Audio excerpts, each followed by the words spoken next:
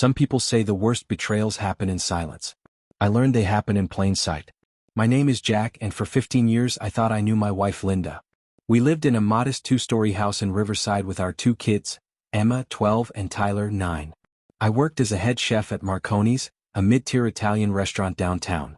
The hours were brutal, but the pay kept us comfortable. Linda taught Pilates at an upscale fitness club called VIP, the kind of place where wealthy housewives and businessmen paid premium rates for personalized attention. Our marriage wasn't perfect, but whose is? We had our routines, our arguments about whose turn it was to drive the kids to soccer practice, our occasional date nights that felt more like obligations than romance. But I loved her. I loved the way she laughed at my terrible jokes, the way she'd steal bites from my plate even when she had her own food, the way she defended me to her parents when I was just a struggling line cook with big dreams. Owen was always around. He'd been Linda's friend since college, one of those guys who seemed harmless enough. A private dance instructor who worked with clients in their homes, teaching everything from ballroom to contemporary. He was charming, I'll give him that. Good-looking in that annoyingly effortless way some men have. But I trusted Linda. And I trusted our friendship with Owen, who came to our barbecues, remembered our kids' birthdays, and once helped me move furniture when I threw out my back. The thing about betrayal is that it doesn't announce itself with trumpets and warning signs. It creeps in like carbon monoxide, invisible, odorless, deadly. It started on a Tuesday evening in late March. I was prepping for a private event at the restaurant when my phone buzzed. Sarah Chin, Linda's closest friend from the gym, wanted to meet for coffee. That alone was strange. Sarah and I were friendly, but we didn't hang out independently. She suggested a small cafe across town, away from anywhere we'd normally go. When I arrived, Sarah looked like she'd been crying. Her makeup was smudged, and she kept fidgeting with her coffee cup without drinking from it. "Jack, I'm so sorry," she started, and my stomach dropped before she even continued. "I can't keep this to myself anymore. It's eating me alive." She told me everything. Linda and Owen had been sleeping together for 8 months. It started at the VIP fitness club during late evening sessions when Linda claimed she was training private clients. Sarah had walked in on them once in the private yoga studio, half-dressed and frantically separating. Linda had sworn her to secrecy, claiming it was a one-time mistake, that she'd end it immediately. But Sarah saw them together again last week, kissing in Owen's car in the parking garage. "She's my best friend," Sarah said, tears streaming down her face. "But you deserve to know. Those kids deserve better." I sat there, numb, as Sarah kept apologizing. The cafe noise faded into white noise. I thought about every late evening Linda had worked, every time Owen had casually stopped by our house, every smile they'd exchanged that I'd interpreted as innocent friendship. This was the moment when I realized there was no going back. I didn't confront Linda immediately. That's what she'd expect. Instead, I did something she'd never anticipate. I became a ghost in my own home. I watched, I listened, and I planned. Over the next 2 weeks, I documented everything. Not for some dramatic confrontation, but for what came next. I checked our financial records and found something interesting. Linda had been moving money from our joint savings account into a separate account I didn't know existed. Small amounts at first, $200 here, $500 there, but it added up to nearly $18,000 over 6 months. She was preparing her exit, building a nest egg while I worked 60-hour weeks to keep our family comfortable. I thought it couldn't get worse, but during those 2 weeks, I noticed things I'd been blind to before. The way Linda's phone was always face down on the counter. How she'd started showering immediately after coming home from the gym instead of waiting until bedtime like she used to. The new lingerie I'd never seen her wear around me. Owen's increasing presence at family gatherings, acting like the doting uncle while sleeping with my wife. Emma asked me one evening why I seemed sad. Kids notice everything. I told her I was just tired from work, but she looked at me with those knowing 12-year-old eyes and said, "You can talk to me, Dad. I'm not a little kid anymore." That broke something in me. My daughter shouldn't have to comfort her father because his wife was destroying their family. And then, it got worse. I was cooking dinner on a Thursday when Owen texted Linda. Her phone was on the kitchen counter and I saw the preview, "Can't wait for Saturday. Told my sister I'm visiting her, so we have the whole weekend." Saturday. The day Linda had told me she was attending a Pilates certification workshop in San Diego. 2 days away with her lover while I watched our children and maintained the lie of our marriage. I made a decision then. No lawyers yet. No dramatic confrontation. Something more elegant. That Thursday evening I called Linda's mother, Patricia. Patricia adored me, much to Linda's occasional irritation. I'd spent years winning her over with home-cooked meals and genuine interest in her garden club stories. I told her I was planning a surprise 15th anniversary dinner for Linda on Saturday and needed her help watching the kids. She was thrilled, insisted on taking Emma and Tyler for the entire weekend. Friday evening, I worked a regular shift at Marconi's, but I'd already set things in motion. My sous chef Marco owed me several favors. I'd trained him, recommended him for raises, covered for him when his mother was sick. I asked him to help me prepare something special for Saturday, a dinner at the VIP Fitness Club's event space. You see, the club manager, David, was a regular at Marconi's. I'd been serving him for 3 years, always saved him the best table, remembered his wife's name and his kids' sports schedules. When I mentioned I wanted to host a surprise anniversary celebration at the club, with full catering by me free of charge, he was happy to arrange it. Saturday morning, Linda kissed me goodbye, her weekend bag packed with clothes I'd never seen. "I'll miss you," she said, and the lie tasted bitter in the air between us. "Miss you too," I replied and meant it. I missed the woman I thought I'd married. After she left, I called Owen's phone from a blocked number. He answered cautiously. "Owen, it's Jack," I said calmly. "I know everything. About you and Linda. About the VIP club. About this weekend." He started to stammer some excuse, but I cut him off. "I'm not calling to threaten you. I'm calling to inform you. Linda's been moving money into a secret account. She's been planning to leave me for months. Did you know that? Did she tell you about the $18,000 she's hidden? Or did she tell you she was ending things with me to be with you?" Silence on the other end. "Here's the thing, Owen. Linda tells me you're just a friend. She tells you I'm a terrible husband she's planning to leave. But she's been lying to both of us. She's not leaving me for you. She's keeping both of us as options while she figures out which life gives her more." I could hear him breathing heavily on the other end. "You don't believe me?" I continued. "Ask her about the account at Pacific Union Bank. Ask her why she hasn't told her mother about you. Ask her what she plans to do after this weekend." I hung up before he could respond. The finale of this story surprised even me.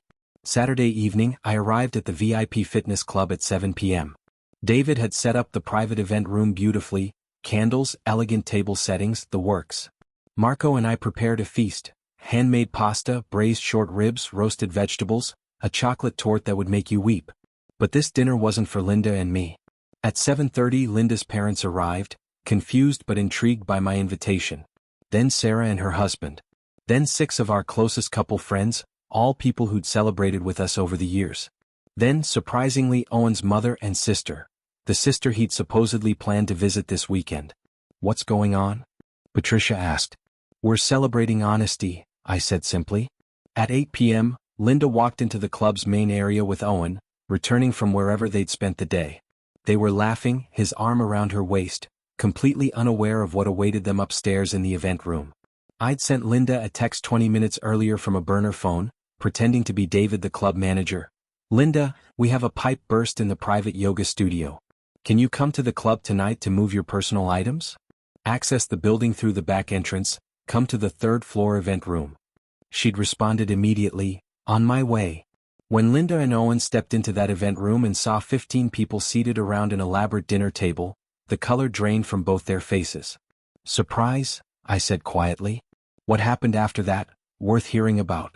Linda tried to play it off, started to introduce Owen as a friend who'd given her a ride. But Owen's sister stood up, her face twisted in disgust. "A ride?" she spat. "He told me he was spending the weekend with me. Why would you lie about that, Owen?" Patricia looked between Linda and Owen, understanding dawning on her face. "Linda? What's happening here?" I didn't need to say anything. Sarah, bless her heart, stood up. "Mrs. Morrison, Jack invited us here because Linda's been having an affair with Owen for 8 months. I saw them together at this club. I told Jack 2 weeks ago because I couldn't watch him be humiliated anymore." The room erupted. Linda's father, normally a quiet man, stood so abruptly his chair fell backward. Linda's mother started crying. Our friends sat frozen, unsure whether to leave or stay. Linda turned on me, her shock transforming into rage. "You did this? You humiliated me in front of everyone?" "I humiliated you?" I kept my voice level, calm. "I invited the people who love us to witness the truth. I made them dinner. I'm showing them who you really are." Owen tried to leave, but his sister blocked the door. "You're not running away from this," she told him. Then I dropped the real bomb. "Linda's been moving money into a secret account, I announced to the room. $18,000 from our joint savings. She's been planning her exit while I worked to support our family. Linda's face went from red to white. How did you? I'm not an idiot, I said simply. I'm just a man who loved his wife and trusted the wrong person. You won't guess how this all ends. Owen's mother, a stern woman I'd only met twice before, walked up to her son and slapped him across the face. You're sleeping with a married woman? A mother? I raised you better than this. She turned to Linda, her eyes cold. And you? Using my son while you rob your husband. You're disgusting. Then she grabbed her daughter's arm and walked out, leaving Owen standing there, shaking. Patricia approached Linda slowly. You're my daughter and I'll always love you. But I'm ashamed of you right now. Those children you lied to, that man you betrayed, they deserved better. She turned to me, tears in her eyes. Jack, I'm so sorry. I had no idea. I know, I said. That's why I invited you. So you'd know the truth. One by one, our friends approached me, offered quiet words of support, and left. They nodded coldly at Linda or ignored her entirely. The dinner I'd prepared sat untouched on the elegant table, a monument to wasted effort and broken promises. Finally, only Linda, Owen, and I remained in that room. I loved you, Linda said, and she was crying now. I still love you.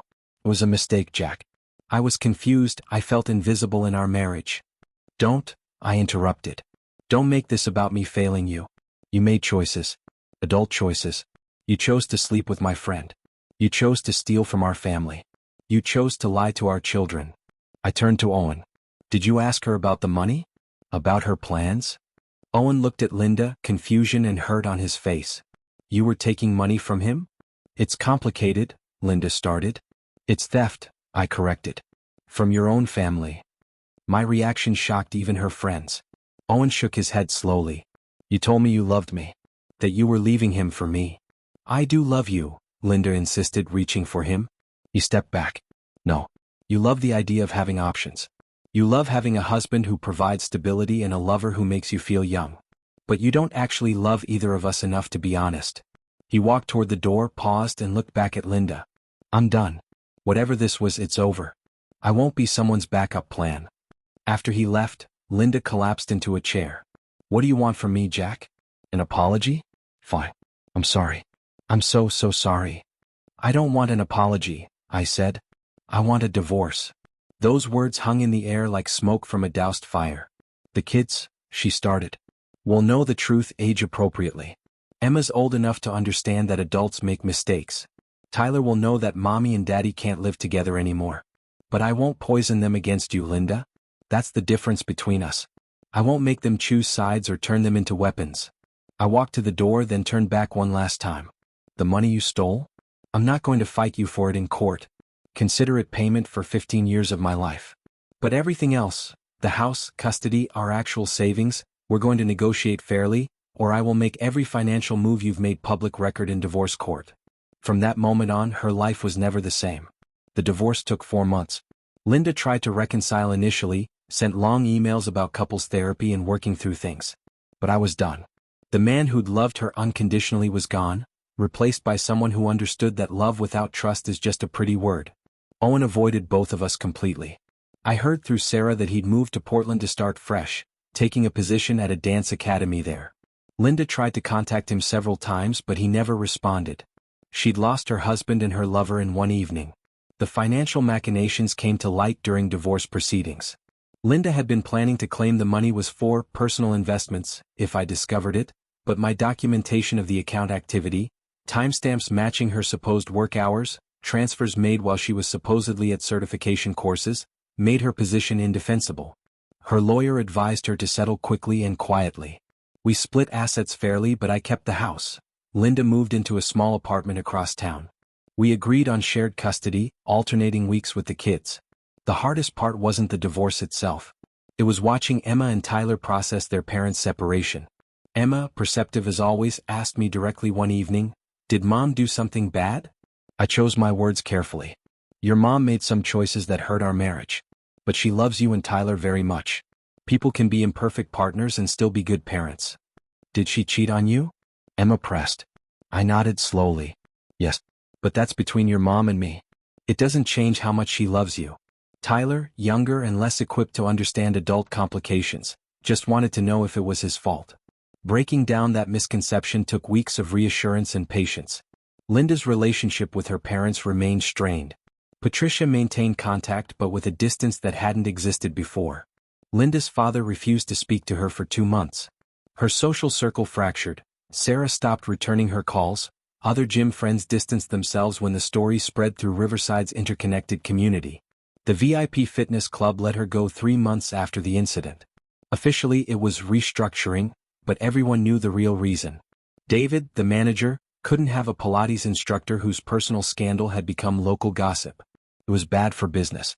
Linda found work at a smaller gym across town, teaching basic fitness classes for a fraction of her previous salary. Without the VIP clientele and expensive membership base, she struggled financially.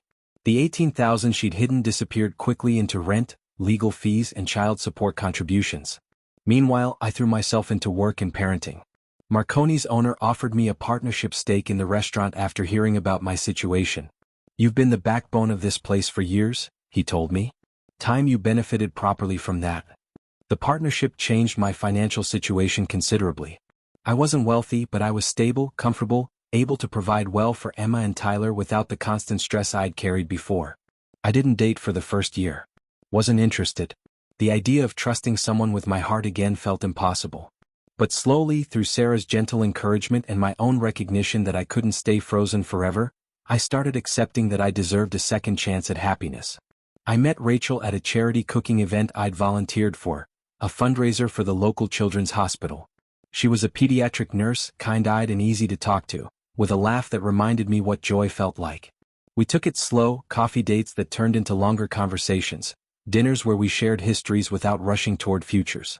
Emma and Tyler met her 6 months into our relationship, and the change in our house was noticeable.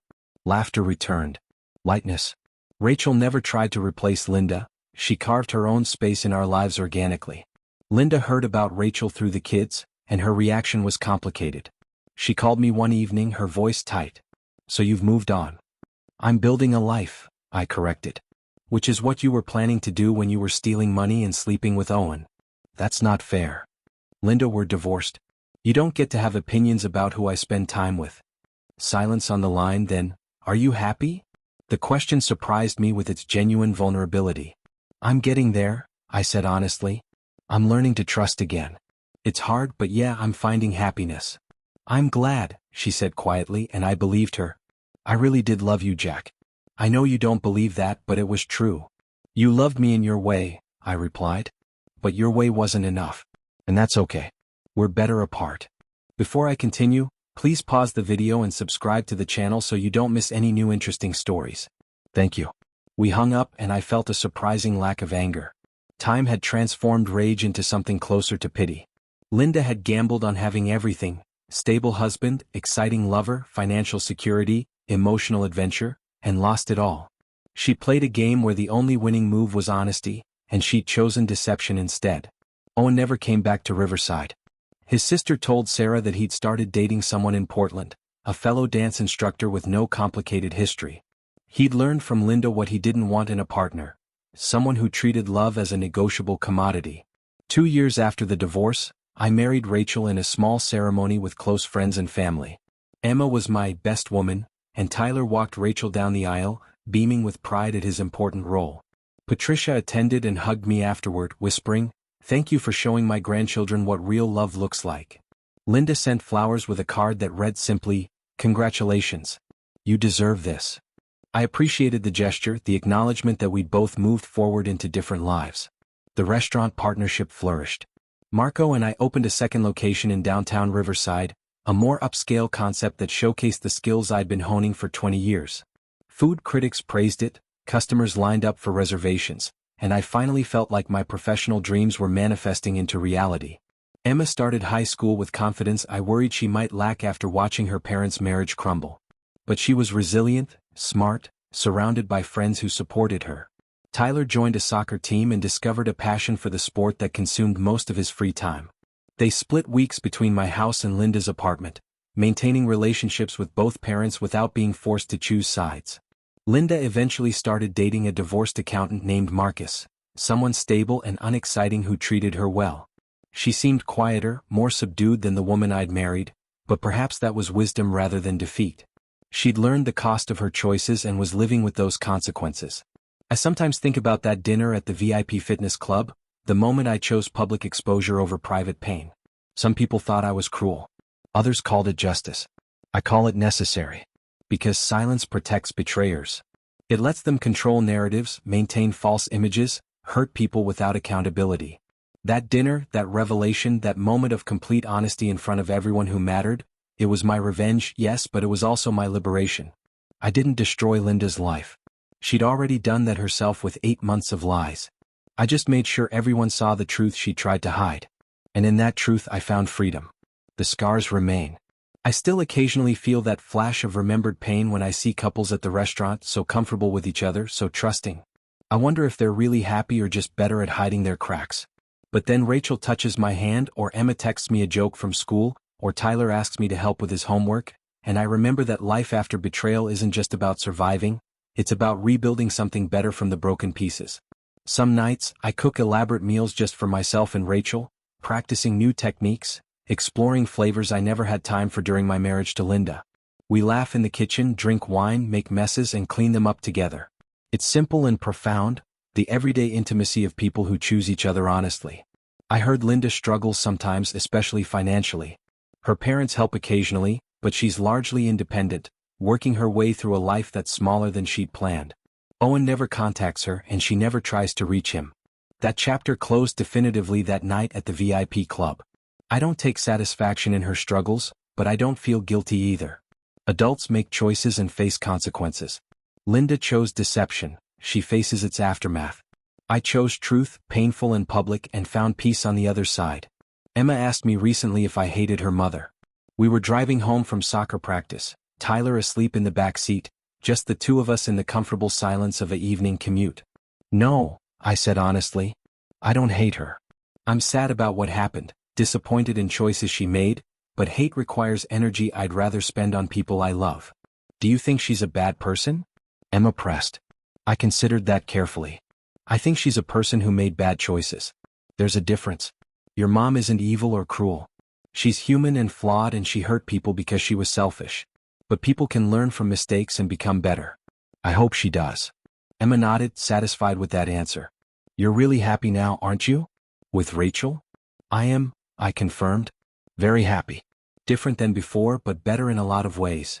Good, Emma said simply. You deserve to be happy, Dad. Coming from my 12-year-old daughter, that meant more than any revenge ever could. Years from now, this story will fade into family history. The time Mom and Dad divorced, the reasons never fully detailed to Tyler, a cautionary tale for Emma about trust and honesty in relationships. The sharp edges will smooth with time, the pain will transform into wisdom, and we'll all continue building whatever lives we're meant to have.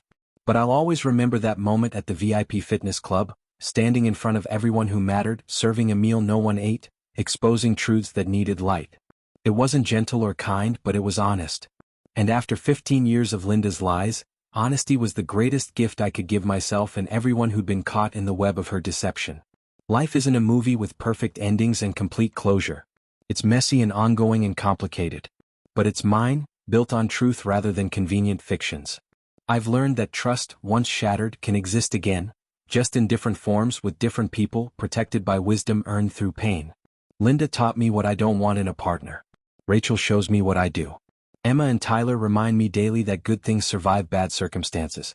And Marconi's, my restaurant, my partnership, my dream realized, proves that professional success tastes sweetest when personal life is finally, genuinely at peace. The revenge wasn't destruction. It was reconstruction. Taking back control of my narrative, refusing to be a passive victim of someone else's betrayal, choosing honesty over comfortable lies. That's the real revenge.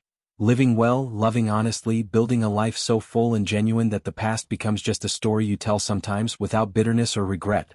Just facts, acknowledged and released. And yeah, I'm living that revenge every single day. YouTube may no longer suggest my channel to you, so subscribe to it to receive new interesting stories. You will also help the channel grow and improve the quality of its content. The screen now displays a playlist with other interesting stories that you can listen to. You can also write in the comments what stories you would like to see on the channel.